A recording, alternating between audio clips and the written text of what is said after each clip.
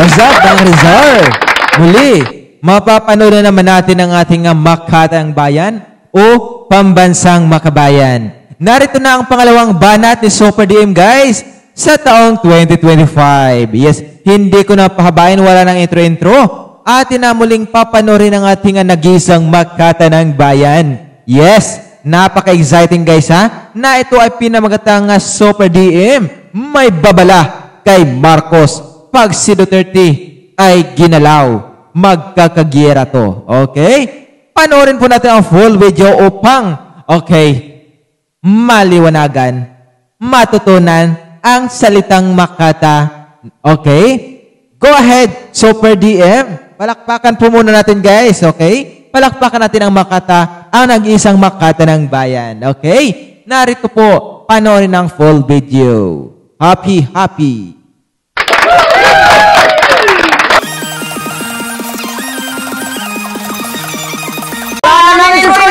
Pati daw 12 years old, niret ni Nicky Buloy.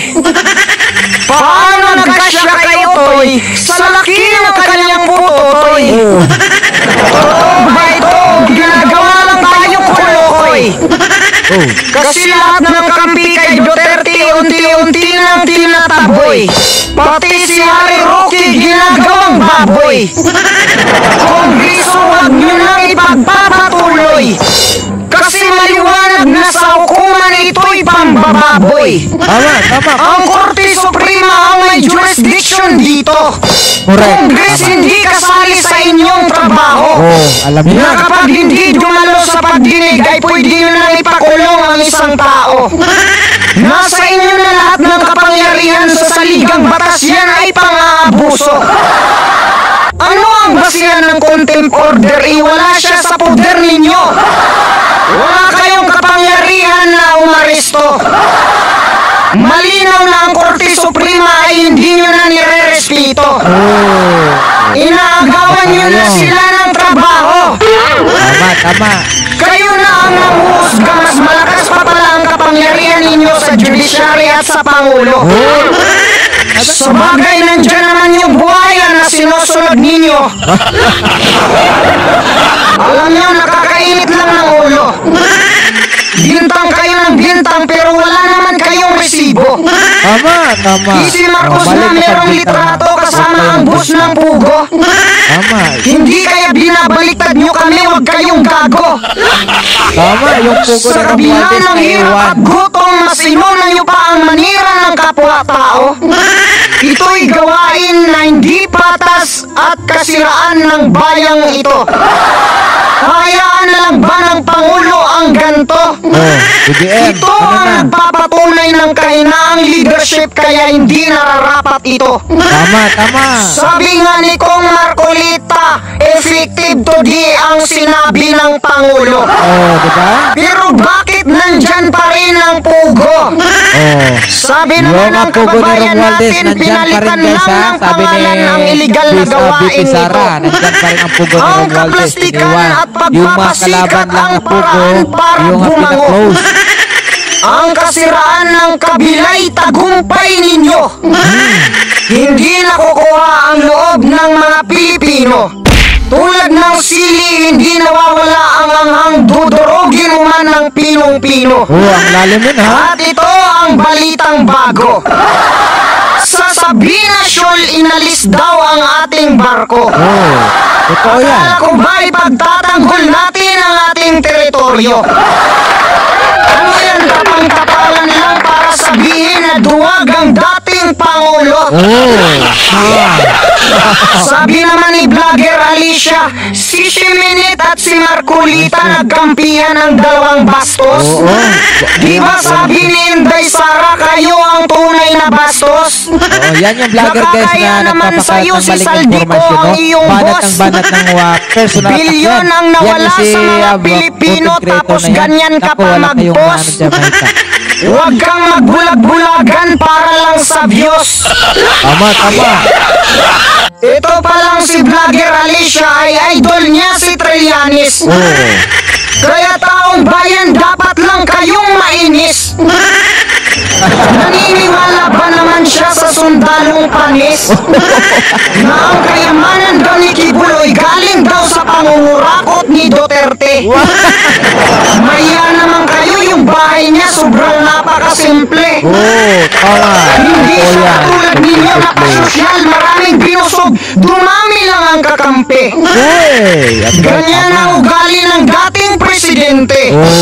Mas piniling maging simple, matulungan lang ang pobre. Tama. Yan ang kagandahang loob na pilit niyong kinukoble.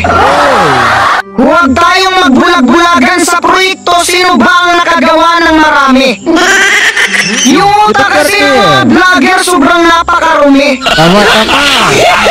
Totoo yan. Bagong balita, Estila Kimbo ipapatawag sa Senado. Ibabalik daw ang budget ng pangalawang Pangulo. Aba ay nararapat lang yan, no? Takot siguro, guys. Kasi si Inday Sara parang siya na ang Pangulo. Siya na ang gumagawa sa trabaho ng Pangulo. Hindi lang niya sinasabi pero nag-iikot siya, tumutulong sa mga tao.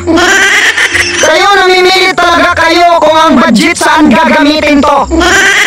Tumutulong nga siya pero sikrito.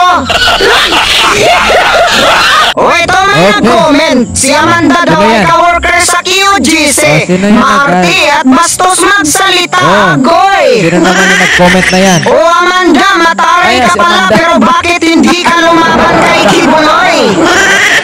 Dapat hindi ka natakot, dapat kinagat mo ang kanyang putotoy. Para ang panggagahasa ay hindi matuloy. Magsabi ka ng totoo, wag kang sumunod sa mga kulukoy. Palakpakan. Noon si Kibuloy, ngayon naman si Roque. Sunod si Bato, sunod si Duterte. Kung hayaan nilang lapastanganin ang malayang republika at makialam ang mga dayuhan. Kung makialam ang dayuhan, makialam din ang sibilyan. Tama, totoo yan. Paghuliin sila ng ICC, mag-aarmas ang mga sibilyan. Bobo kayo magpapabango sa kandidatura, humanda muna kayo sa gira. Tama. Diba? Nagtapang-tapangan. Yes, nagtapang-tapangan, no? Takot pala sa gira pag mandyan na yung gira. Oo. Lilipad yan paano sa ibang bansa. Oo, magtapang-tapangan. Wala naman sa wala namang maibubuga, 'di ba? Yan tayo nagtapang-tapangan Wala namang maibuga. Yes, ang magagawa niya pag magkagira, tatakbo yan, guys, tatakbo. Kawawa ang mga Pilipino. Napain na, guys, no? Pinagpapain na sa gera. Kawawa talaga. Okay? Yun po, guys, ang pangalawang banat ng ating Makata ng Bayan o Super DM natin. Okay. Bago mag-end yung ating video, please subscribe sa ating YouTube channel, Dizar The Admirer, para lagi po kayong updated at ma-notify sa ating mga video. Yes. Okay, tutok lang po tayo, guys, dahil marami pa po tayong mga kaabang-abang na mga vlog na patungkol sa ating Makata ng Bayan. Yes, dito po updated ang ating Makata o kilala bilang Pambansang Makabayan o ang inyong Makata ng Bayan. Oo, si Super DM, nag-iisang Super DM. Yes, talagang na-train ko natin si Super DM. No? Magaling na siya. Okay. Dati, kinukurik ko yung mga niya, yung mga yung Makata na, yung rhyme. Sabi ko, palitan mo to kasi hindi tugma. Okay? Ngayon na kuhang-kuha na kahit siya na lang mag-isa, kayang-kaya na niya mag-rhyme ng kanyang Makata. Okay? Okay, alam mo guys, ako yung nagturo sa kanya paano mag-Makata. Yes. Dahil napakatalino ko sa Filipino, guys. Oo, dyan ako magaling sa paggawa ng tula. Biruin mo, guys. Oo, ang grade ko sa Filipino is 75. 75 yung aking grade sa Filipino, guys. At tuwing magka-Filipino na kami ay lagi po akong inaantok. Kaya nasa gilid ako. Okay, nasa gilid ako naidlip ako sa gilid, guys. So, buti na lang hindi ako pinapansin ng teacher. Siguro alam ng teacher na pagod ako pauwi sa bahay kasi naglalakad lang ako pauwi about 12 kilometers per day. Okay, balikan. So, wala na talagang oras para mag-review ng mga ating mga alituntunin. Kaya, pasang-awat lang tayo 75. Pero, at least, pumasa ako sa Filipino, guys. Okay? Yeah. Okay, mag-subscribe na guys. Thank you so much guys sa inyong pagtitiwala at pagtutok sa ating channel. Okay, muli, Super DM and Disardi Admirer. Maraming salamat po sa inyong panonood guys.